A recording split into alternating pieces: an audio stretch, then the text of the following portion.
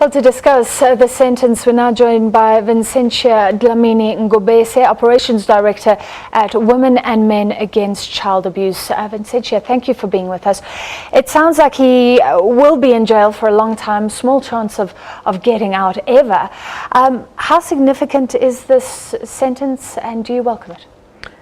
It is just one of those harshest sentences that we've ever seen, and as an organization standing for, protection of the vulnerable kids, we welcome the sentence. And I think Judge Kasim Musa set a precedence in terms of saying that, these crimes need to be handled in this manner.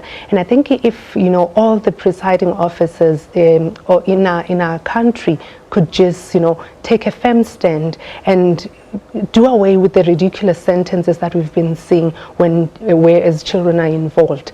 And I think this one also says to the ones that are would-be abusers and currently the ones that are doing it and hoping they would not be found. So this is actually saying to them that, you will be found. And I think because of having a highly qualified team, passionate and trained, because I think we need to applaud people that are in this case, that work tirelessly on this case. We have an investigating officer, Dylan Hobla, who worked tirelessly, who's passionate about her job, and her boss, Hayla Niemand, and I think the Homeland Security representative that was here, as well as the prosecution, which is Advocate Rihanna Williams. And I think when we have these highly trained people dealing and having the knowledge to deal with child pornographic material, because the manner in which they will treat these crimes, they would know that this is not a victimless crime. For you to be watching a pornographic material, it means a child has been violated, and just don't see it as I was just viewing it, but somebody's child has been violated. And I think we need to, this is just it's a good sentence, and I think we should be welcoming it. Yes. Let's talk a little bit about the long-term effects for those children, because I think we kind of get them to safety and the perpetrator gets jailed, but their story continues and well into adult life. Take us through that journey a little bit. I think that is why as an organization we're saying that we believe in life sentences for child abusers, because we understand the severity and the effect it has on the emotional status of a child, because it doesn't go away. We've seen people coming after 30 years and saying, I have been violated, I've been struggling to cope with therapy, I have been, I could not continue with my life.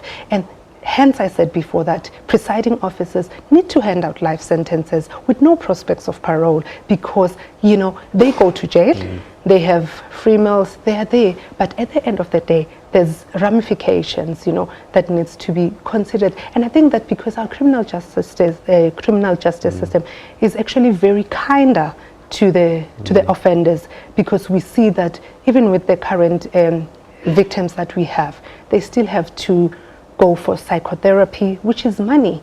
Parents have to take time off work. Parents have now to be, to blame themselves, especially in Knoop's case, to say, this was a very good man who assumed a parental role and coming to my life, and now, because now it means your life is affected. Now you cannot trust any man that comes in, even with good intentions. Let's just clarify that, because he was targeting mothers with toddlers, single mothers. And Vincentia, a rape of a 1-year-old, it doesn't seem like a normal crime. This seems like a very sick man. Has this trial given us any insight into what creates a person like this, encourages a man like this? I think, this kind of behavior, I always want to say that, because people will be talking about castrate them, but it's not going to help, because it's not a physical thing. It is a psychological thing. They are sick to their core, and things they get up to. And when you sit there in court and listen to what this man has done to an infant, it makes you, your skin, it's like you can't believe a human being would do this to an infant.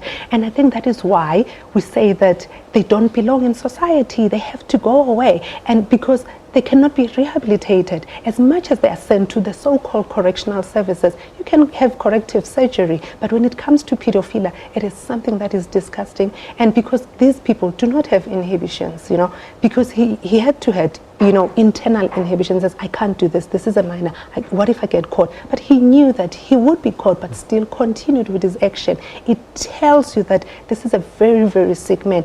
And him standing there and saying that he is remorseful for his action, he's not remorseful. He regrets being caught, and he's been carrying on. And when he prayed on this woman, he said in court that to one of the women that I left you because your daughter was getting old. She was going to begin to remember the things I did to her. She was going to tell you. So you understand, he has plotted this. He targeted them at infancy and then move on to the next victim. And it's a cycle that he had to go. So it is without doubt a horrific, terrible, terrible thing. And you've just said now that, he begged for help, but in your view, it was more that he was remorseful that he got caught. Is it possible that he's genuinely remorseful because, and we've read literature that suggests that this is a class of addiction, and that some children that were abused themselves go on to become abusers later on in life. Could they also be victims of abuse when they were young? No intervention happened in between, and then they end up sort of being on this tragic cycle of tragedy. In which case, that abuser needs as much help as the abused, surely. We always say that we need to catch a worm before it becomes a snake that is going to bite us. And what we're saying is that we need to encourage our children to speak out about the abuse, especially boy children, which is changing now because boy children are getting more comfortable in talking about their abuse. Because he also claimed that he was abused. I'm not denying that, but there is a possibility that he was also sexually abused as a child. And that is why we are saying that children, they need to get therapeutic services. And I say that, I also say that our system is not favorable to the victims because the money that you see that is spent on offenders as opposed to... Okay, so let me ask you this. How do we help these people if all they know is if they get caught, they're going to get 100 years? There's no incentive for them to seek help because the crime is described as disgusting. We are disgusted by it. It is horrific, but those people are going to go underground and hide unless we find another way to get them out of the system and help them. It is just so difficult to catch them because they're very clever. And saying that we need to go out there and give them help, because even he himself, he said that I went to therapy before I could be caught. And I asked my psychiatrist, how do you help people with certain addictions? He obviously didn't say what type of addiction is. He went and sought help, different psychiatrists, but they couldn't help him. So he does not belong in society. And the best thing is to go at primary level and do primary prevention, encourage parents, and also go after parents that do not listen to their children when they say that they are being abused. Because some children would choose not to abuse other children because they understand the pain that they've suffered. They would not. Others have actually would go on and become abusers. Vincentja Dlamini Ngobese, thank you very much, from Women and Men Against Child Abuse, and saying that was quite a landmark